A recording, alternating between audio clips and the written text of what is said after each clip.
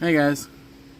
So, purpose of this video is to kind of assure some people who have different habits that people, other people say to stop or reduce smoking, losing weight, changing your food diet to help with reducing some of the flare-ups of hidradenitis suppurativa. Definitely stop smoking because it lowers your body's ability to heal, and you end up with having a lot more flare-ups. You can have a lot more flare-ups as compared to not smoking. I stopped about 4 years ago. Used to be a heavy smoker. Smoked a lot when I was in the Navy. Also, I haven't worked very well on the reducing the weight, because when I was a lot smaller than I am now, I think I was about 160 pounds. I'm 225 now, but that's also about 7 or 8 years ago. I still had issues with hidradenitis suppurativa, but then again, I was also smoking. And I had issues with abscesses on my buttocks and my armpits, and towards the end of my deployment in Iraq, I ended up having a pilonidal cyst on the lower back.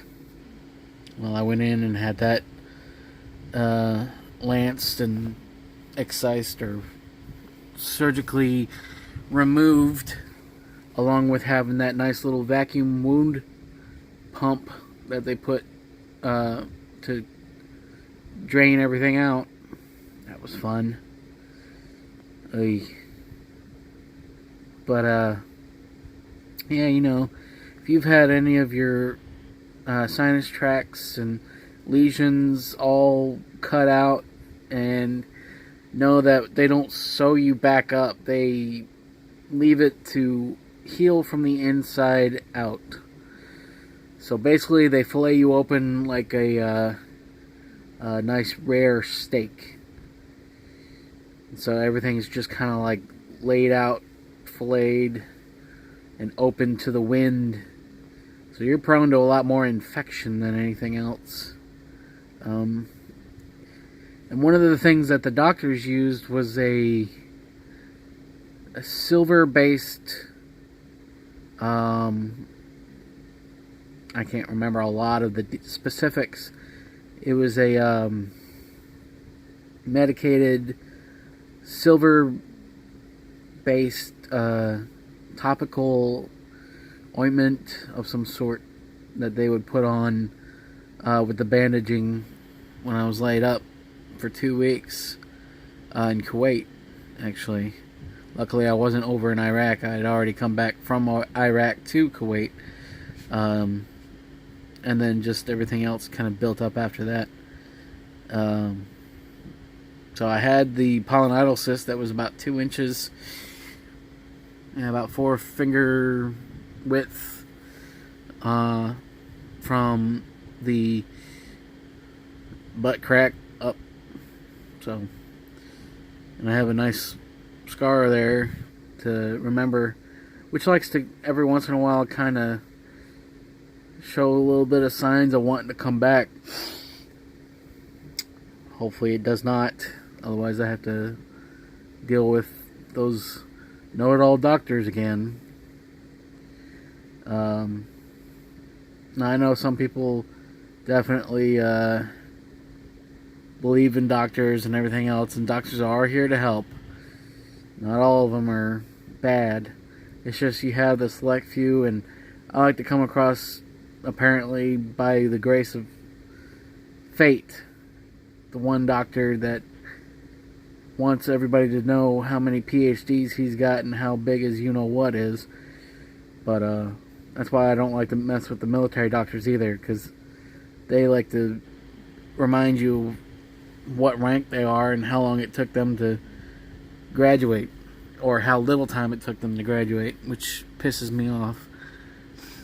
But so lowering the amount of smoking or quitting, reducing weight. I don't know much about the dieting since I don't really do it anyway. I know some people have switched to, I believe it's the keto diet, if I'm saying it correctly. I'm obviously not on it. There's some people that reduce their amount of the dairy and the amount of breads or wheat or yeast. What else? Something about nightshades is cut out, I guess. I couldn't tell you what some of the nightshades are. You'd have to look that up. But I figured I'd just kind of pass that along and see if it helps anybody. Since I know very little about it, I suggest that you just take what I said under a little bit of consideration and Google the rest, because I'm only going off of what little I know about what's going on in my body. So I figured if you know a little bit more, go ahead and either comment back, let me know what kind of stuff you find out, and that would be very good to know, so we can all learn together. And as they say, for my 80s children, my fellow millennials and older, if you remember a little cartoon called G.I. Joe, and knowing is half the battle. So, y'all have a good one. Bye.